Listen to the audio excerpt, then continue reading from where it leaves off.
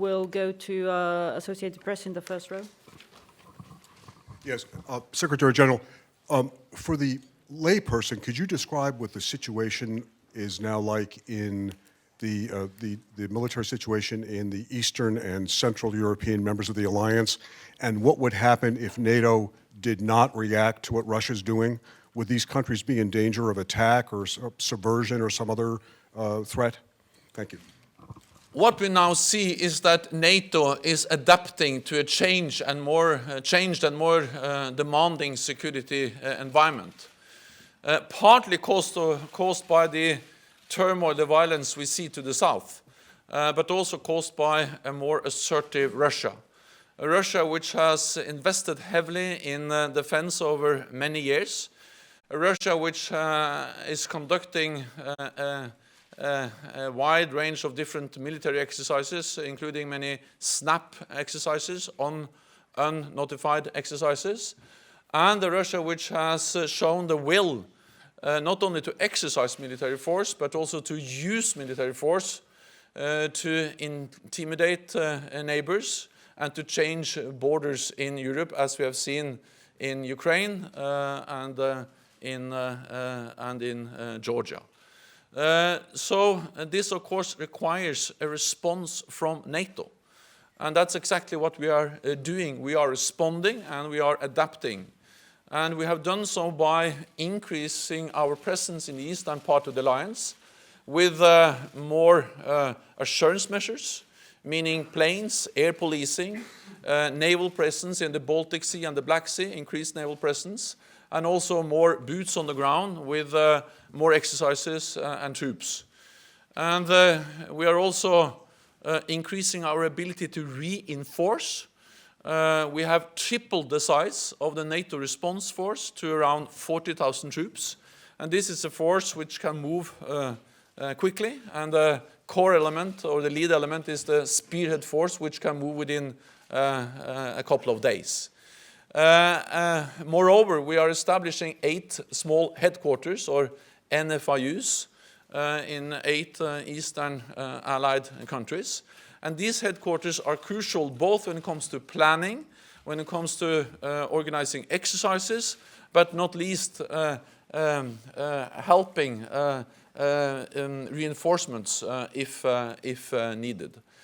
And then we will make decisions tomorrow to further increase our presence in the eastern part of the alliance, and also to increase our defense and deterrence posture by this combination of forward presence and ability to reinforce if needed.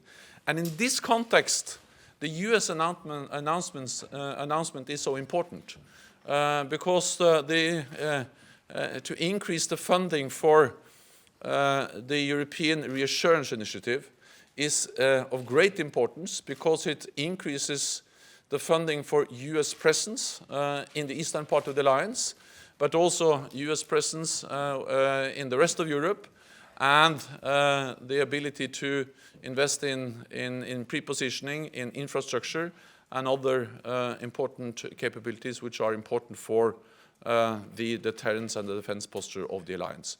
So what we are doing is actually adapting in a defensive, proportionate way to a more challenging security environment, and that's a great sign of that NATO's commitment to collective defense is unwavering. Wall Street Journal. Do you hope that the U.S. contribution will spur allies to increase their contribution specifically to a NATO force in Eastern Europe?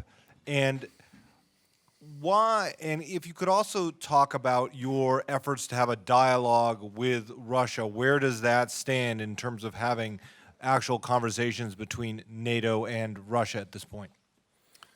The US is showing leadership, and I think it's a very important decision. This is actually a plan, a request, a budget, which is now going to be decided in the Congress, but at least the budget request is something I welcome very much, and it shows strong US leadership. I think this is also important because it's a signal to European NATO allies that they have to also to step up. And they're actually doing that because we see now that more and more NATO allies in Europe are also increasing their defense investments. And 2015 was the first year after many years of substantial cuts in defense spending, where we saw at least that the cuts practically stopped. And as a first step, this is an important step, but of course the European allies have to do more, but to stop the cuts is at least the first step towards increased defense spending in the years to follow. Then the dialogue.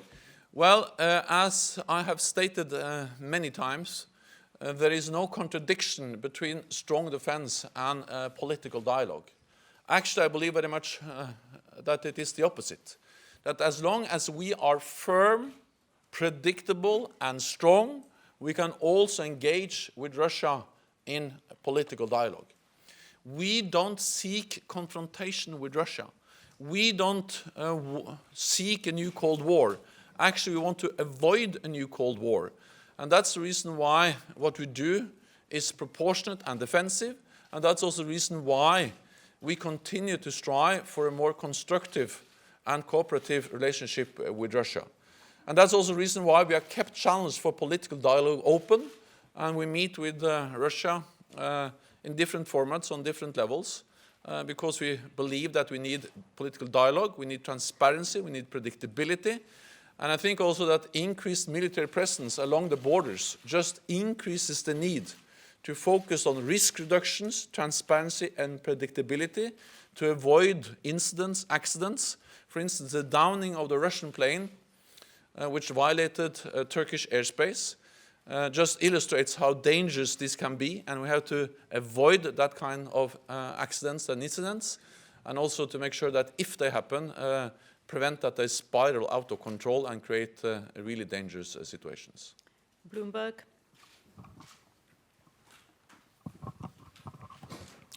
Jim Neuger from Bloomberg. What possibility do you see for a NATO naval mission in the Eastern Mediterranean to monitor the refugee flows and perhaps go after traffickers? Are you in favor of this at the defense ministers meeting? What do you see as the possible risks, and how quickly could it be up and running? I spoke this morning with the Turkish defense minister, and he informed me about that he will raise this issue at the ministerial meeting, which starts tomorrow. I also spoke with the German defense minister, and she also then informed me about the talks that took place yesterday in Ankara when Chancellor Merkel visited Ankara. And I expect that the Turkish minister will provide us with more details when we meet tomorrow, and that the ministers will address this issue, because the migrant crisis, the refugee and migrant crisis, is something which is of great concern for all of us. And therefore I think that we will take very seriously a request from Turkey and other allies to look into what NATO can do to help them cope with and deal with the crisis and all the challenges they face, at least, or not least in Turkey.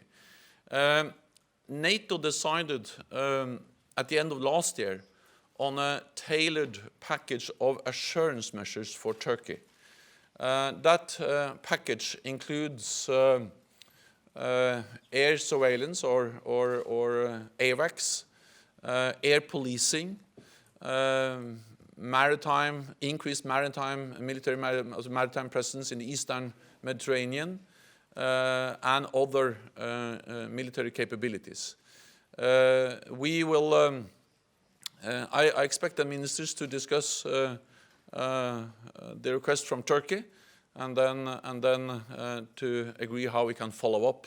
But we have to meet tomorrow, and start the discussions before I can give you any more details about possible conclusions. We had, yeah, we can go maybe to the front row here. Thank you very much. General Secretary, when do you expect the new Russia-NATO summit take place, or just some kind of a meeting?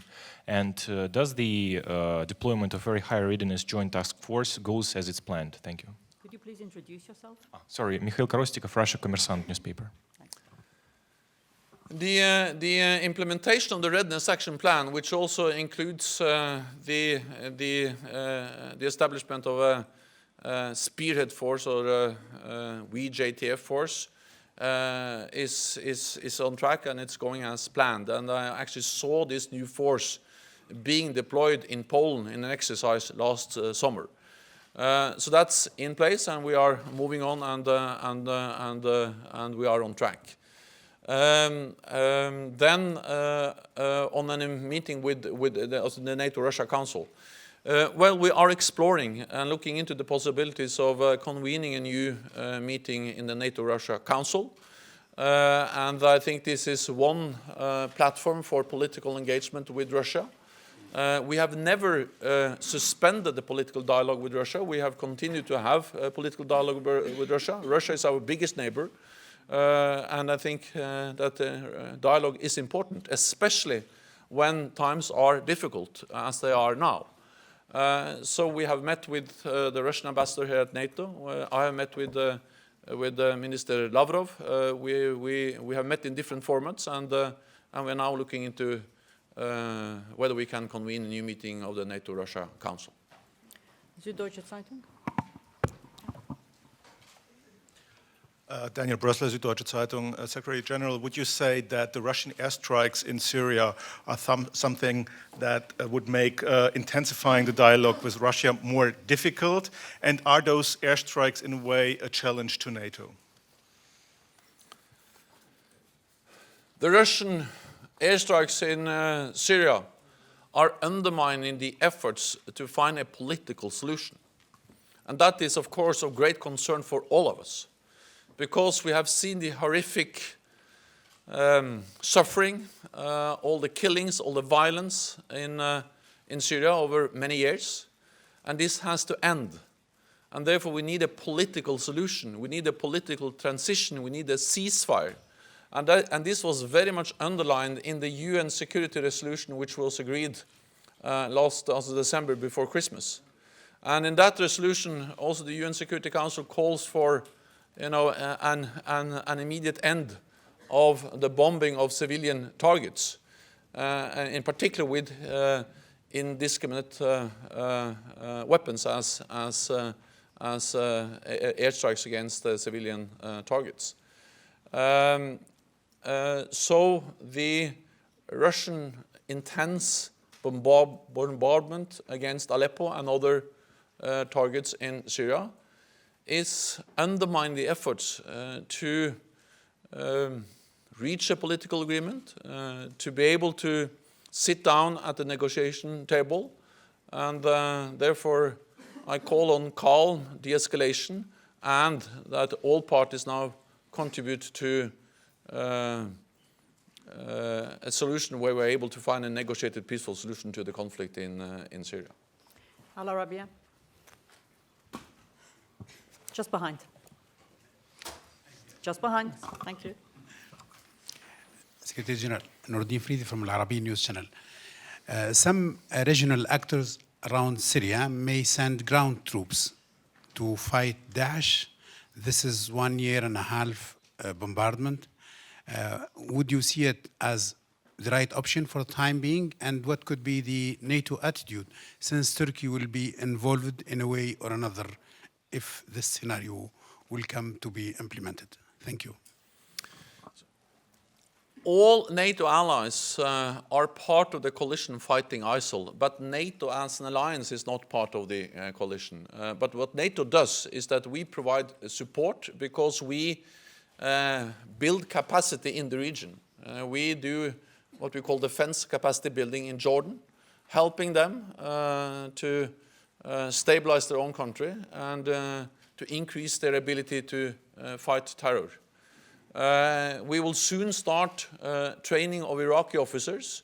And of course, NATO training of Iraqi officers is also a contribution to the fight against ISIL, because it will increase the ability of Iraq to stabilize their own country and to defend themselves. And we also work with other countries in the region. So I very much believe that what we should do, both as NATO, but of course also I support the efforts of the coalition, is to build local capacity, to train local forces and troops, and to support governments in the region to enable them to fight ISIL and to fight terror. And I think very much, or I believe strongly, that this in the long run it's a better solution than the deployment of combat forces from outside the region. So that's what NATO is doing now, for instance in Afghanistan, which is also connected to this fight, where we have ended our combat operation, but where NATO continues to train, assist and advise the Afghan forces to enable them to fight terror and to stabilize their own country. So this thinking of training local forces, projecting stability without deploying our own combat forces, I very much believe in the long run is a more sustainable solution and the path we should follow. Georgian TV, first row. Lady, thank you. Georgian TV Maestro Sofia Makatsari, Mr. Secretary General. People in Georgia believe that our country has a chance to be member of NATO without action plan, membership action plan. Is it true meaning or not? So Georgia has all the practical tools it needs to prepare itself for membership. You have the annual national program. You have the NATO Georgia Commission, and you have the substantial package. And we are now moving on, and we are moving forward, and we are implementing the different elements of the comprehensive package we agreed on for Georgia at our last summit in Wales in 2014. And all of these practical tools are used every day to prepare Georgia for membership, and you are moving closer to NATO. The membership action plan is a political status granted by allies on the basis of consensus. Therefore, before Georgia is able to join NATO, there must be a consensus decision on the membership action plan. But what I welcome is that you are making progress, you are implementing your reforms, and we will meet in the NATO Georgia Commission during this Defense Ministerial meeting, and we will be then updated on the progress you are making, and we will also then address how NATO can continue to support and cooperate with Georgia. Munyan, third row, please, lady. Vitaly Sayenko, Ukrainian News Blonde Agency. lady, thank you. Munyan. Next, thank you. Yeah, it's okay. Mr. General Secretary, my question relates to Ukraine and in particular on enhancing military cooperation between NATO and Ukraine. As all we know, during the ministerial meetings, we don't have NATO-Ukrainian Commission, right? And my question is, does it mean that question of Ukraine is a less important topic right now on the agenda on the alliance, or is it an indication that can somehow weaken NATO position in the face of Russian aggression on the eastern Ukraine? Thanks. Ukraine is on top of our agenda, and Ukraine is something which we are very focused on, and we continue to support Ukraine. We provide political support for Ukraine, we provide practical support for Ukraine, we provide practical support both as an alliance with different trust funds, where we help Ukraine with command and control, logistics, and many other areas. But in addition to that, NATO allies provide training and help and support for Ukraine. And we will continue to support Ukraine politically and practically. Then we have had many meetings in the NATO-Ukraine Commission, but we are not able to have commission meetings on all our ministerials. We had a NATO Ukraine Commission meeting also just last fall. We will have it again, I'm certain, but we are not in the position where we can have all the different commissions we have established at all our ministerials. So I met with President Poroshenko recently. We will meet again, and we will continue to provide strong support for Ukraine. Lady over there. Yeah, thanks. Yes, my name is Alexa Tasoulia from Mega Channel from Greece. You mentioned earlier that you spoke on the phone with the German and with the Turkish Minister of Defense regarding the involvement of NATO in monitoring the refugee flows. Will that involvement of NATO be focused only on the Turkish territorial waters, or it will involve other areas too? Thank you. I think it is important to underline that we have not made any decisions. I have received 2 phone calls, and I have listened very carefully to what the ministers have told me, and also what they told me about the discussions in Ankara yesterday. Now this has to be discussed among 28 allies at the meeting tomorrow, and I expect them to do so. And there we will also, of course, get more details. We will listen to the Turkish defense minister update us on his request, but of course also listen to other ministers coming from other allied countries, and they can share with us their assessments and their analysis, and then we can have an open discussion among 28 allies on the question of how NATO can support Turkey, but also other allies, if they so want, in coping with the migrant and refugee crisis. But again, this is something we will discuss among 28 allies tomorrow, and then we will have more details about both the needs and the possible follow-up from NATO. Gentleman over there. Volodymyr Runets, Channel 24, Ukraine. Mr. Secretary General, we've heard a lot that there is no military solution to what's going on in the east of Ukraine, and a lot of words have been said about facilitating dialogue with Russia, but latest reports from the front lines in Ukraine show again that it's a risky thing to talk to Russia and then trust to what it has said. What will be the crossing point for Russian aggression in Ukraine, for NATO to interfere, if it will? Thank you. First of all, I think it's very important to understand that the fact that we have political dialogue with Russia doesn't mean that we are going back to business as usual. We have implemented the biggest reinforcement of our collective defense since the end of the Cold War. So we have responded in a very firm and committed way as an alliance which is showing unity and strength by implementing this strong boost of our collective defense and the increased presence in the eastern part of the alliance. What we are doing when it comes to Ukraine is that we continue, as I said, to support Ukraine, deliver practical support.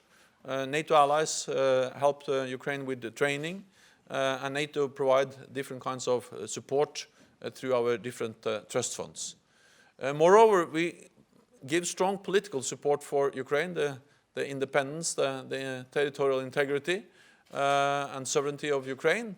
But of course, we then also support the efforts to find and to implement a negotiated peaceful solution to the conflict in Ukraine. And therefore, I think it is so extremely important that the Minsk agreements are fully implemented, meaning a ceasefire, the withdrawal of heavy weapons, and not least that the international monitors have full access so they can monitor and make sure that the agreement is fully implemented. And that's what we are doing. We will continue to do so, and we will do so in close cooperation with the government of Ukraine. At the back there, German regional papers, Christoph Ziegler. Christopher Zieler, Stuttgarter Zeitung, the Tagesspiegel in Germany. Secretary General, 2 questions, if I may. You mentioned the reassurance measures for Turkey. Could you tell us how long it would take to give them a new operational task if ministers would agree to respond to the German-Turkish request tomorrow? And secondly, concerning the US request for the AWACS, you said you expected the allies to support the coalition fight against ISIL. Would you say there's a military necessity for the AWACS deployment? Thank you. NATO is already supporting the efforts of the coalition in the way that we are doing or conducting activities in the region which are of importance for the fight against ISIL and international terror. We do defense capacity building in Jordan. We work with a country like Tunisia.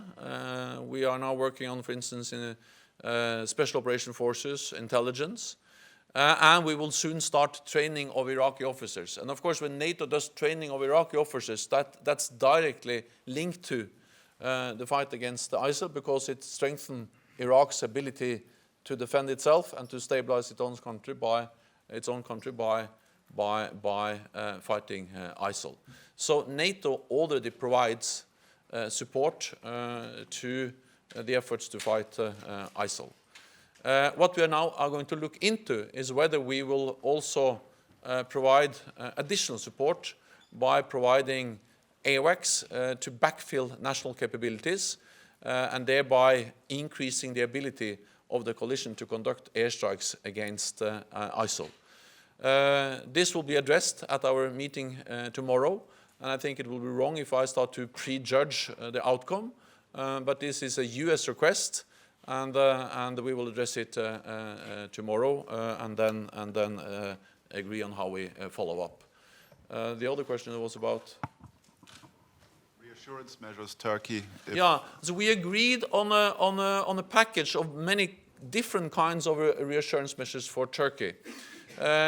Spain agreed to maintain its Patriot batteries in Turkey, which augment the air defenses of Turkey. We have agreed on maritime patrol aircrafts, on increased maritime or naval presence in the eastern part of the Mediterranean, AWACS planes, NATO AWACS planes flying over Turkey, and also enhanced air policing, and also more ISR or intelligence, surveillance and reconnaissance.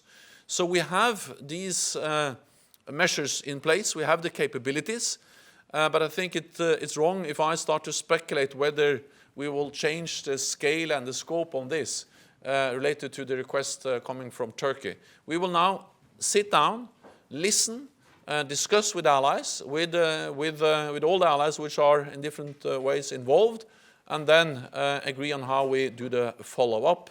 And I think we all are concerned, we all see the need to manage and to tackle the human tragedy, but also the many problems which are linked to the refugee and migrant crisis we see in Europe. We're fast running out of time. I know there's lots of questions. We'll try to take maybe 2 very quick questions. We'll go with the lady over there. Salwa Amin, Compact Magazine, Germany. Thank you very much.